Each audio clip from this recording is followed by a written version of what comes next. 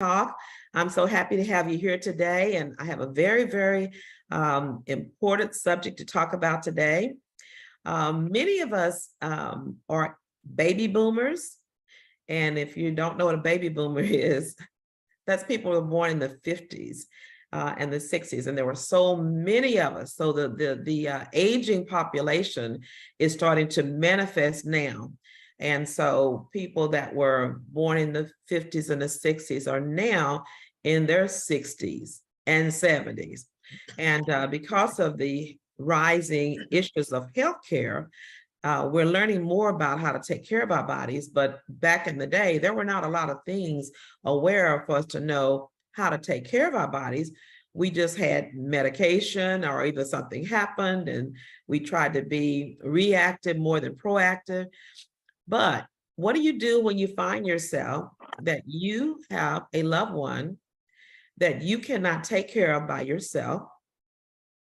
And I say that they're up in age, but really it can be anyone, because it could be someone that had a car accident and now they cannot take care of themselves.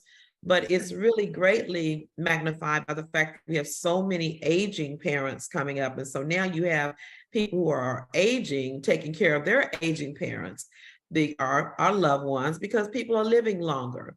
But they don't, as I said before, you don't have to be an older person to need to be cared for.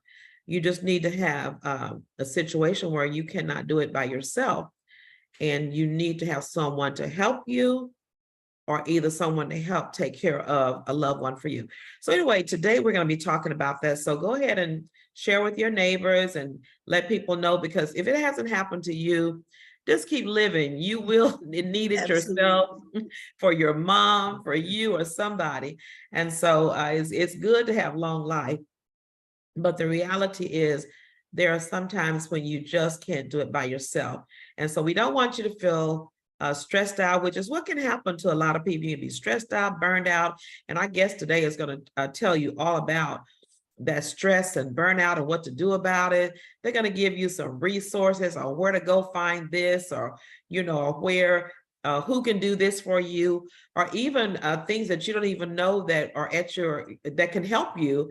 They're going to give you a lot of information and resources, and then share with you their stories on how they became a caregiver, or either how they needed someone to help them. So it's a lot of information. It's going to be information that everybody's going to need to know at some day and time. So go ahead and call your neighbors and your friends and share with them this information as we welcome our guest today to Tea Talk. We have two ladies here, and I'm going to let them introduce themselves in a minute and tell you about how they became a caregiver, tell you about their life and what if they ever thought they would be in this situation. So we're going to talk about it today. We're just going to keep it real and get all that information out there. So we have Chef Nettie is Annette Burnham, and we call her Chef Nettie here. And then Sister Faye Ball, and a lot of people, we call her Mama Faye. She's on that prayer line every morning. But both of them have had experience. So welcome to Tea Talk, ladies. And why don't y'all start by introducing yourself and telling a little bit about you, and then answer the question, did you ever think you would be a caregiver or need these services? So why don't you start first, Chef Nettie? Well, hello there, everyone. So glad that I have the opportunity to do this, talk about caregiving.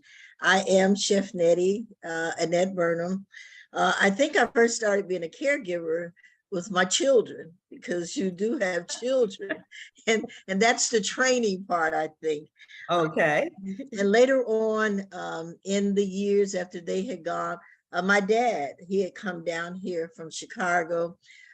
He lived a long life. Honestly, he died when he was 95.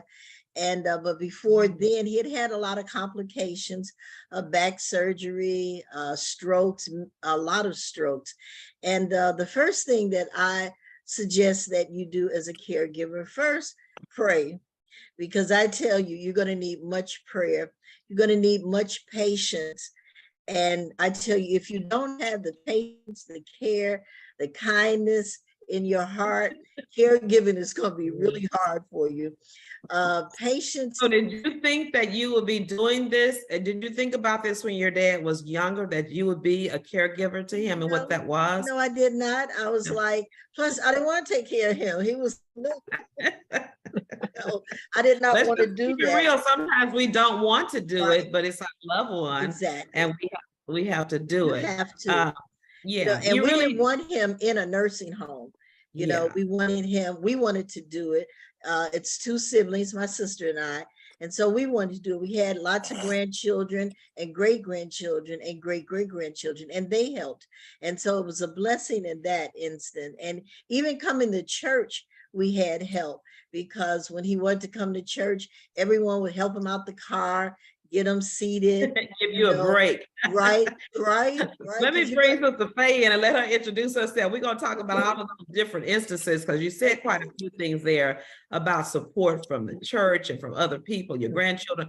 Who can you get to help you with this? So hold on to that for just a minute. Okay. Sister Faye, hello, how are you? And welcome to Tea Talk. Thank you, Lady O. Thank you for having me on to give my little spiel. But my name is Faye Ball, and I am a member that first met, and I became a caregiver for my husband, Ella Sammy Ball. And like you had asked Chef Nettie, did you ever think that you would be a caregiver for a loved one? I would never, ever would have thought that I would have been a caregiver for my husband. Not at all, because he was a strong man. He was a man of God. He loving and kind, and just, you just didn't think anything would happen to him. I would thought that he would outlive me, for one thing. And when he became ill, it started back in California, but we didn't know what was going on with him until we got to Texas. When we moved to Texas, things started progressing, and little things that he was doing that we wasn't for sure what it was. And I thank God for Bishop and Lady O leading us to Dr. Ayola, that she diagnosed him, along with, after sending us to specialists and stuff. And as his illness progressed, then after a while, he was walking good. Then after a while, he was on a cane, then he was on a walker. And but I tell you, it was just a progressing thing. And all of a sudden it just started progressing faster than we thought. But the doctor had told us that was going to happen, but I wasn't believing that, because I was trusting in God. And we would pray all the time. The Shekinah Glory prayer line was praying all the time for him. And I know Bishop and Lady O was praying for him all the time for healing. And we believed that. And but it was really hard to accept that I have to now take care of my husband, which I didn't mind, because it says through sickness and in health, to death do us apart. And I was going to stand by my vows, and I loved my husband because he was a caregiver to us, me and my girls and the grandkids, Right. And I think too, Sister Faye, you said I want to jump on a couple of things, because you guys have so much information, and I think you just kind of say it, but it's a lot that people need to kind of digest. Okay. And Sister Faye, now how old was Brother Samuel, Elder Samuel, when he passed away? He was 63. So, when people get old, you think of them as being like Chef Nate, I knew your dad too, but 95, you expect to be doing caregiving. But 30 years earlier to 62, you don't expect that. So I think one of the things you said earlier was that you've got to reach out and get some help to find out what the situation is. And once you do, you've got to accept What was it like when did you sit down one day and just say, wow, this is a situation that I've got to be a caregiver? When did that reality hit you? The reality hit me when he started falling, wasn't able to really take care of himself as far as getting up, getting his food, Yeah. whatever, and helping them in and out the car and stuff. And all them things started happening. And I'm like, Wait oh a my God, Yeah. This is really happening. And this is really happening. this is really happening. And I think that for you being so young, because you're younger than he was, so therefore, and I know how big he was. He was a huge man. So Yeah. trying to get a person to keep them from falling when they're much bigger than you are. So I guess the next thing I want to ask, so the first thing you got to do is get the help. And when you finally come to the realization that, hey, this is it, I'm going to be doing this for the rest of my life, or for the rest of my loved one's life.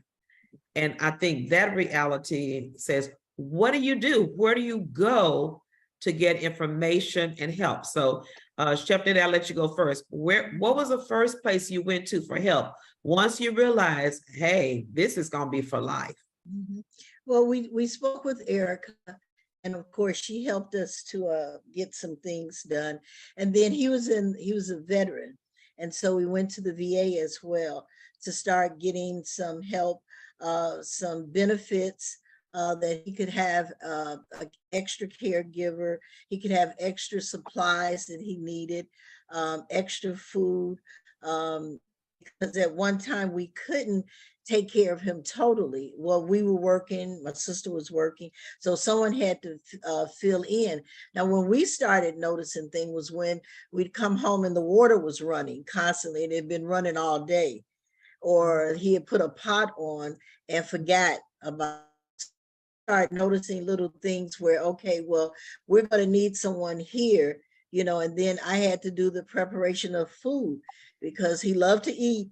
And so he wouldn't eat anything. So you also have to prepare, especially dietary needs that they need, you have to go through that. So there's a whole process of, even before you get to the before, and like you say, you sit down and you're like, well, wow, what am I going to do?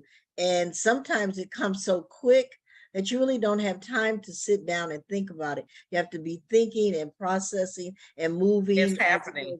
Yes. Yeah, it's happening. It's like so going back to, what I was saying, and you mentioned Erica, and I know that I sent Erica to talk to you too, Sister Faye, but people may not know what an Erica is. They don't know her. So Erica had a business that would find resources for you. And so at that time, I knew several places to go. Can you all give them specific, because Erica's not in business anymore. What would that title be? Sister Faye, did you have any places that you could go, a resource company or something? Yeah, it was the company that Erica got me hooked up with, because my husband also was a veteran, but for some reason, VA did not try to help us at all. And I just thank God for his job, that he had his insurance, and he had very good insurance. So thank God his insurance was able to pick up a lot of things that we couldn't have, gotten through. Did you know to go to the insurance company, or is it a certain, because you go if they're sick, but if they're like having this long-term, I know some people say you need to have long-term care insurance. Was it regular insurance? Because typically regular insurance doesn't cover it, right? No, our regular insurance covered his long-term care, the hospice, because he eventually had to get on hospice. Right. And thank God that's what Erica guided us to, a company there in Katy, that he was able to get on hospice, and the insurance covered everything there to whatever he needed.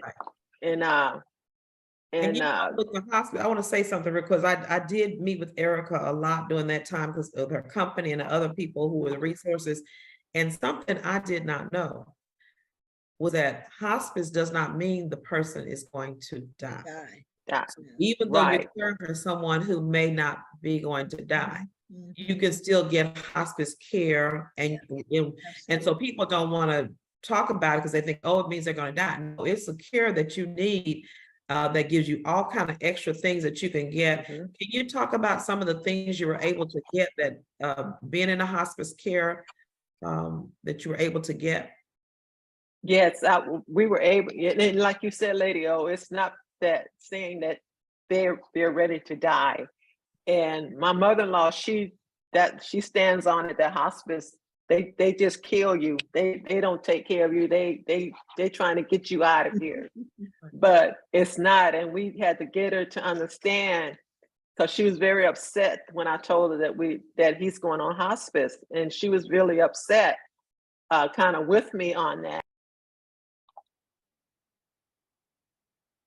Okay. Okay, continue on. There was a little glitch there, so I didn't want to miss it. Okay, go ahead and finish. And they help in so many areas. That's how you don't have to worry about your supplies. You don't have to worry about the medication.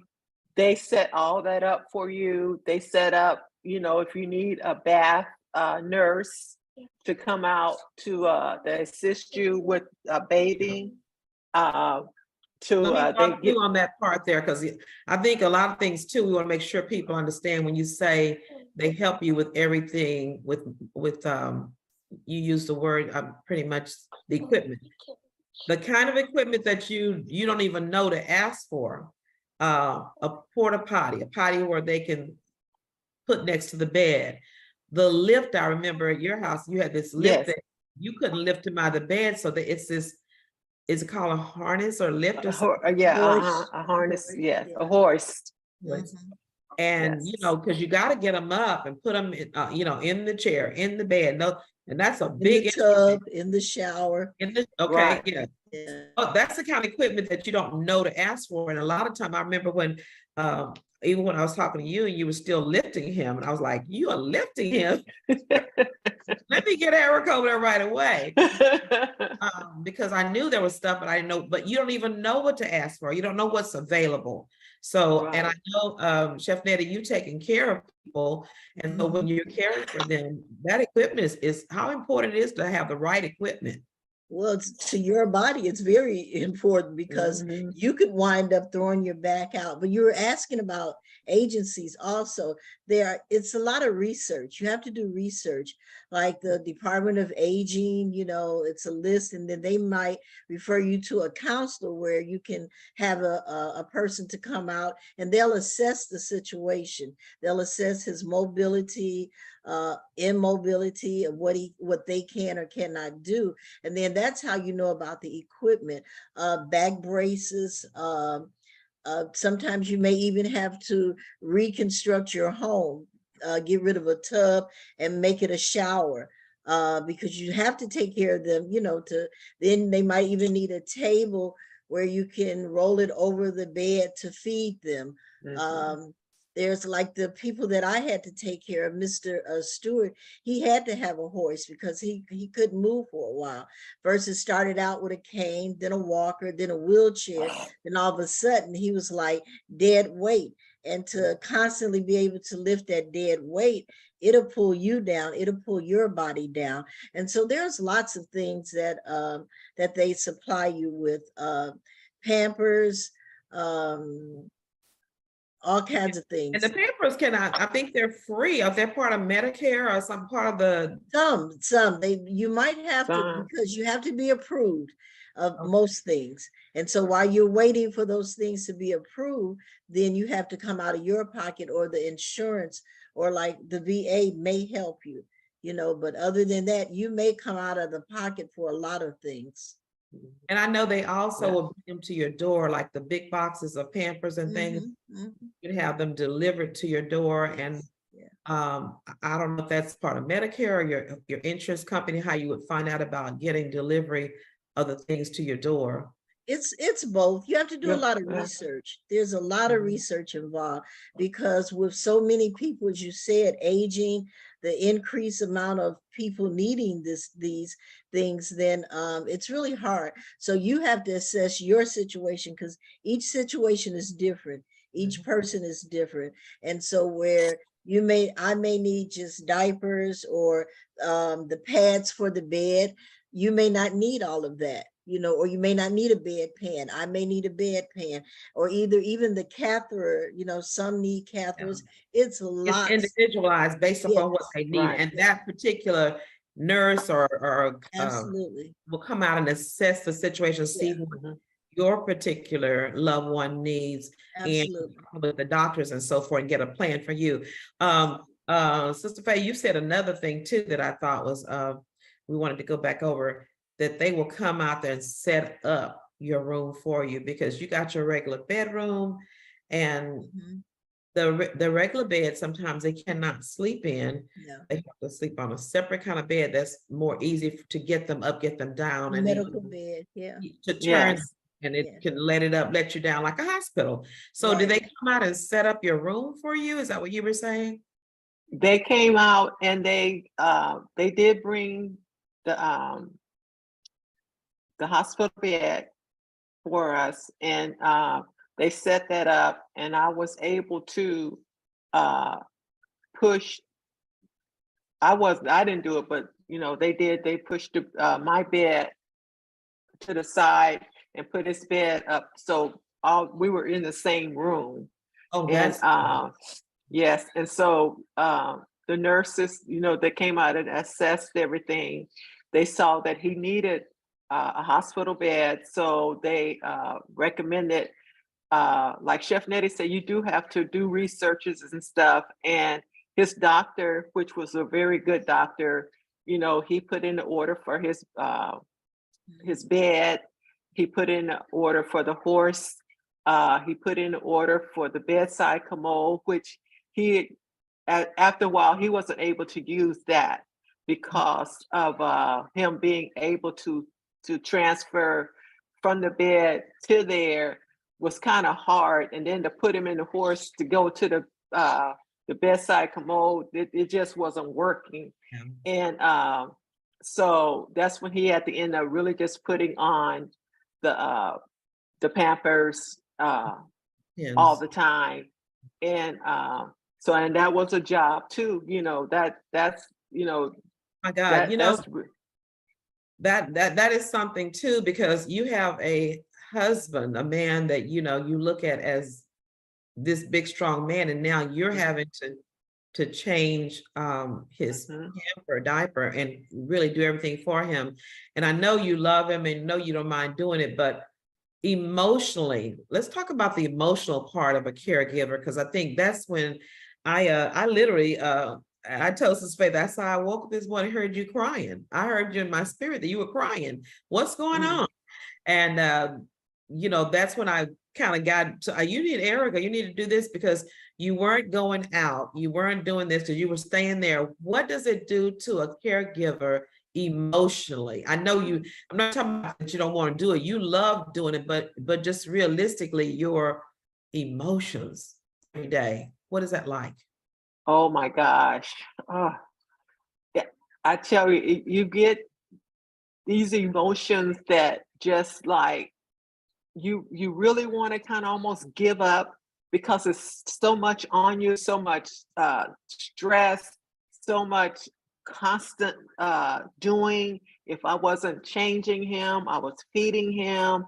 If I wasn't feeding him, I was getting him up to go, and Okay. after a while, you're not getting your rest at night Yeah. because he's calling you, to turn him over because he can't stay on one side too long. So I have to get up during the night. And then sometime, and I really felt bad, and I had to go back and apologize to him a lot because you get frustrated, not that, you're not mad, but your body is just wore down and you're just stressed out and you Mhm. kind of lash out a little bit. And then I had to realize that hurts his feelings when I did that. He's thinking that that he's bothering me, you Yeah. know. And I Yeah. had to let him know, honey, you're not bothering me at all. But Mhm. it's just sometimes it just gets to me sometime. And I said, what I say, I don't mean that. I don't mean that. Because he even got to the point one time, he said, honey, he said, won't you just look into a nursing home for me? Put me in a nursing home. Yeah. And I boo-hoo cried. I Yeah. told him, I said, don't ever, ever mention a nursing home. I said, as long as God give me breath in my body and strength for me to take care of you, that's what I would do. I would never put you in a nursing home. I said, I don't care what happens. You are not going in a nursing home. So please don't never mention that word again. Yeah. And he accepted that I was there for Mhm. him, Yeah, and and that's the answer he wanted. But when I talk to several people, and some people don't even want to discuss it, but sometimes you have to make that decision to put them in a home or someone right. that people can really care for them. I know when my husband's mother was needing care, and we tried to let her come be here with us, but we worked every day, and in the middle of the night she was getting out, you're trying to get, we had an alarm system on. It was a constant, you can't even rest. So you can't sleep. So it was good that you were able to do that, but some people are not. And I just want to say to those of you that are listening that what Sister Faith said is that you will get frustrated and you may say something and you just want to give up. And don't be bad or hard on yourself. It's normal. And just kind of get on back up and apologize and move on. But if it comes to the point where you just really can't do it, it's okay Right. to find a really good place to put them. We have her in a facility that gives her 24-hour care. And because we just really could not do it. And she fell. One night she got up and fell trying to go to the restroom. And we didn't find her till the next morning. And it's like, oh my gosh, she could have hit her head. We're just not equipped to do that. So, and she was a mother-in-law, so she wasn't sleeping in the room with us where we could, keep up with her, everything she did every day. The way our house is figured, she was upstairs. So it was just so much danger.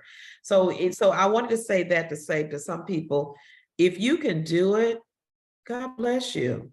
That's a really great thing to do.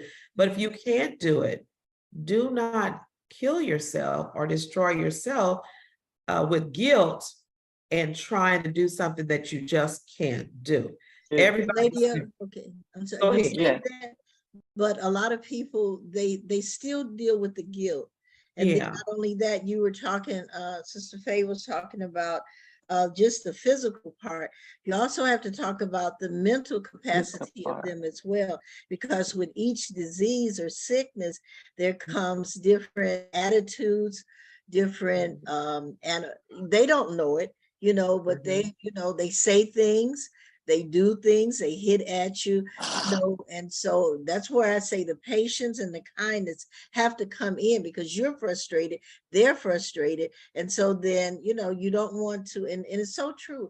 Don't feel guilty, because and if you do the best you can, then that's it. And back in the day, we used to just keep everybody at home. You said grandmama on the porch or grandpapa on the porch, and they were just, oh, they just old, and you just leave them there. But we can't do that now because laws have changed and people have changed. So yeah, not only the physical part, you got to Yeah. remember about the mental capacity Of that the patient. yeah, And because I'm glad you brought that up, because some people are get really, really old, but they still have their mental capacity to be able to reason and talk. right. Dementia is a big one now. It And I have is. several friends and a one family member who's caring for a person with dementia. And she said that sometimes they can get violent because they think you're stolen all their stuff. And where's my house and where's my car? because they're forgetting and they don't remember, or they can get violent with you. And so, you know, in those times, you got to protect yourself, or if you have children in the house or whatever. So everybody is different, but I do say, if you can, and they're not, you know, harmful to themselves or whatever, you're not going to kill yourself, then, you know, you do the best you can and don't feel guilty about it. Okay, everybody's Right. different. Okay, Yeah. Right. but wow. Yes, there. Now, so the thing I was going to ask both of y'all too, do they provide counseling for you guys that are, because as a wife, Yes. I would think I would need some counseling. So Faye, were you Yes, able they give you a counselor that comes and check in on you once a week, or you know, or if you need to call them or anything, you know, they'll come over, or if you're having problems with transportation, because he had to have the ambulance take him to his doctor's appointment, and they usually help you set that up also to get transportation for right? them. Yeah, And that's another thing too. I know when my dad was really, really ill, toward his end, he could not get out of the wheelchair. So they'd have to, a van would come, but then you got to get them out to the van. It just takes hours to get them ready to go to the doctor's appointment, then hours at the doctor's appointment, then you come back home and it's hours getting them out and back into the bed and bathed and ready. It's a full-time job that definitely. professional nurses need to have a shift off. So I know, Sis Faye, I was telling you about, Erica said there was a program where they would come and like sit in for you, where you could leave the house and go do the movies, whatever you want to do. Were you able to talk about that? Yes, you set that up through your counselor guy. Well, it was a guy with me. And if you needed to go somewhere and you didn't have anyone to stay there with them, they will send a nurse over to sit with them while you go. Okay. And so I thought I liked that, which I didn't really have to use them that often, because, you know, I had my daughter Renisha, she was working, but, you know, she was still there in the evenings. And I call him my adopted son, Wilson. He was there that helped me out quite a bit also. So, but yeah, they will give you help. Let's talk about the village, the people around you that you can reach out to help, and how do you reach out to help, and your kids, the church, y'all were talking about that a little bit earlier. Chef Nettie, you want to talk about that a little bit? Well, yeah, and I also want to tell you, I had one of each. I had one with dementia and one with Alzheimer's, and they are so different that Really? it's unbelievable. And so, but the people that I work for, thank God that they were able to have almost 24-hour care, because they had to have it, because as you say, your mother-in-law, she would not run away, but mine would run away. Mine would escape, you know. But it's a real different. It's just hard. Tell us about that, because I do know, and I was wanting her to be on to be able to tell, how do you get 24-hour care in your home? Because she kept her mom and her dad in the home, and the dad just passed away. But how do you get 24-hour care and not go bankrupt? You have to plan for it. Well, thank God her parents planned for it. They planned well for their finances. So the finances was used for that. She happened to be very, very blessed at, you know, she had a job, she had a husband, and then they were financially blessed as well. So when it came time to utilize, that's what she utilized their money for, to get them, because it's very expensive to have 24-hour care. No. It's not a good paying job, but you have to pay. And if you want someone good, you have to pay them at least pretty well. And so what she would do, she would have the caregivers on the better half. And then by the time she would come home, they would already be fed, already put to bed. So that left the night. But then it came a time when even at nighttime, they needed care because they would fall out the bed. They would, you know, do a Somebody lot had of to things. sit with them. Yeah. Yeah. And Yeah, you and can't and just leave them. the guy, he would have to, the man, he would have to be turned like every 4 hours Right. because they And didn't that's want the him to job get, of what nurses usually do. yeah, They turn. yeah. You can't just come and sit and watch TV. No, no, you So cannot. what would it be expected of an amount about what a person would cost? You pay them by the hour, or how would you pay? Generally, they're paid by the hour. Some people you get through the agency, and then some people like you ask in your church, or if someone is that you know that does this kind of work, then you ask them. It runs anywhere between like $15 to $25 an hour. It depends on what you want them to To do. do? You Sure. know, yeah, you might have to just feed them, prepare the food, cook the food, then clean up behind them, take them to the bathroom, put their pajamas on. So it What they're depends on their carrying. care, on the amount of care that they need. Yeah. Sister Faye, did you have to pay for any of the caregivers, or was it all pretty much in your insurance? All that was because I didn't have to have 24-hour care. All I basically needed was the bath nurse to Mhm. come in to give him a bath, which was, I think it was like every other day. So on the days that they didn't come, I did it. Right.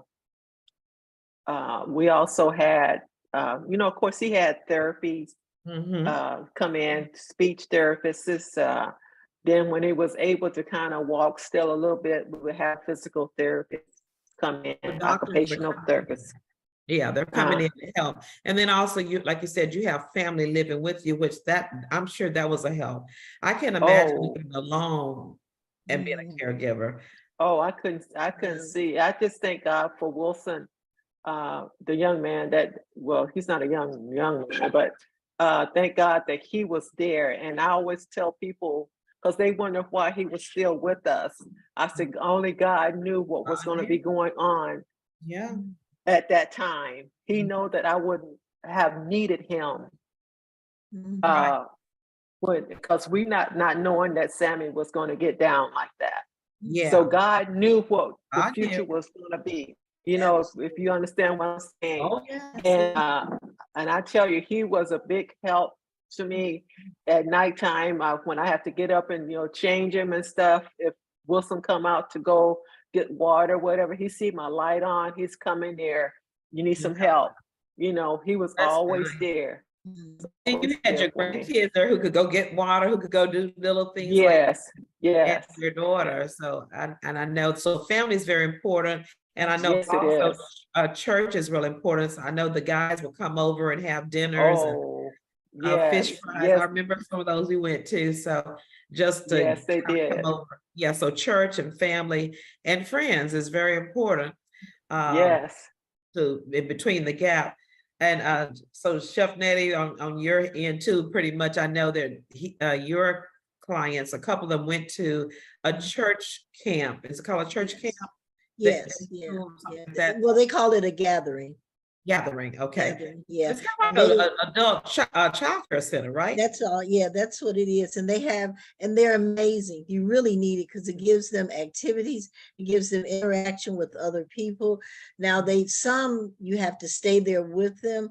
And it lasts maybe up anywhere between 3 to almost 5 hours at a time. And Mm, if you find the right ones, they are Mhm. amazing because they really take care of them. They give them activities, they feed you and them, Yeah. and so mhm. it's a really good thing to do and to have. Kind of like a Mother's Day out program. They're not the Absolutely. whole Yeah. day, Right, but they're there absolutely. today with some activities. You don't have to come up with the games and activities. Nope, nope, they And then have it they cook all. a meal, a warm meal for you guys, and they Yeah, love on you. And usually it's absolutely, churches that do that. So those are some places you can reach out to. Like I said, you, absolutely. you are gonna have to open up your mouth and share with people what you're going Research. through You're so gonna have they to can Right. research. so Yeah, they can help. Yes. Yeah. absolutely. Yeah, you have to. You have to be open to wanting help and know that you need help, because Absolutely. the help is there, Yeah. but you Right. have to open your mouth Mhm. Right. and I thank God, like you say, for our village. And if it, I don't know where I would have went if it wasn't for Bishop and Lady O that led me to Erica, Mhm. and I thank God for my village at the church, and I tell you, when I will bring him to church, Brother Terry, they would be there at that door waiting for me to Yep. get him out the Get out car the and car. take him into church. I never had to do anything. Once I got him at the church, I didn't have to worry about anything. Nope. Yeah. The And Church that's men home where were it was. there. And Yeah, that's where it church was home with is my dad so as important. And Yeah. also for your dad too. I know they yeah, would yeah. be I could drop him off at the mature adults class and go to my class, Yeah. And so that's the amazing part about a village and a A Christian village, yeah. village, because you can leave. This is the most important thing. You have to be careful who you leave them in care of. Yeah. And so you Yeah. want them to be taken care of. You want them to still have some dignity about themselves as well, if it's in their capacity. And so with what I'd roll daddy up, they'd meet him at the front door and take him, and I wouldn't have to worry about him until after service, And so Yeah. it's very And important. they both enjoyed coming to church. Absolutely. Yes. Just really, Absolutely. I mean, talk about that aspect. I know a lot of people may not think it's that important, but to have that relationship with God where people are praying for you, and even when you can't pray for yourself, that people will call you up. Yeah. Like I said, when I literally did hear Sister Faye crying in my spirit that morning, and I said, I'm gonna call her and see what's going on. So, but you gotta be able to open, because she could have said, I'm all right, nothing wrong. And I was thinking, like, I know what I heard now. But she was open and being receptive in that. And Erica's company, I wish, that's one of the things y'all did not do well for this show. I apologize. I did not have the resources that you could contact, but hers was called what was the name of hers called? I almost said Pool Troopers. It's not Pool Troopers. It's I can't remember. yeah. If Really I was neat. at home, since I'm up here in Beaumont, if I was at home, I still have a lot of the information Yeah. that I kind of kept, and I could have, pulled it out and, Well, we'll see about putting some of it on the site, because we can add it in at the end. So after this show is over, we'll get some resources to put on there for you. And I would encourage you, if you're listening, that you would also write down some notes of some things that were good for you, if you've ever done this, or if you've ever had to have that service before. So we're going to close out with this. What kind of advice, or we just have a few minutes left, would you give someone that is going to be caring for a loved one? What kind of advice would you give them, just in the next like 60 seconds? You give some advice before you leave. Chef Nettie, you want to go first? I would definitely make sure that I take care of myself. You have to take care of yourself to keep you in the mental capacity to give the care, to give the love, to have the patience that person truly, truly needs. And so, and don't feel guilty about taking care of yourself. Have the airplane mode, put the mask on you first, and then you can save the person that you're taking care of. That's the only way you can do it. And reach out, open your mouth, like Sister Faye said, open your mouth and research. It'll make it so much easier. And don't feel that you have to do it all by yourself. There is help out there. Amen. Very good. Yeah. Thank you. All right, Sister Faye? yes, I'm along with Chef Nettie. You have to reach out, and don't put yourself down because you're trying to take care of yourself, because I wasn't taking care of myself. I was more concerned about him. But then through my village, they had to tell me, you got to take care of you. So how can you take care of him if you don't take care of yourself? Absolutely. And so I had to start taking the breaks. I started coming to church, and my daughter would stay home with him, or a Wilson to stay home with him, to give me a break to come to church, and or go to the grocery store just to get out to get some air. And I just think a village is what you really need to, and don't be so hard on yourself, you know, because it can be done, but it's work. Caregiving is not an easy task. It's not. I would not tell anybody it's easy. It is not easy at all, but it's rewarding at the end when you see what you've done and you feel good about what you've done. And I felt good that I did do what I'm supposed to have done for my husband. Wow. And when he passed away, we know it was hurtful, but I was at peace that I know that I did my wifely duty Amen. for him. Amen. That's good. That's good. It's a labor of love.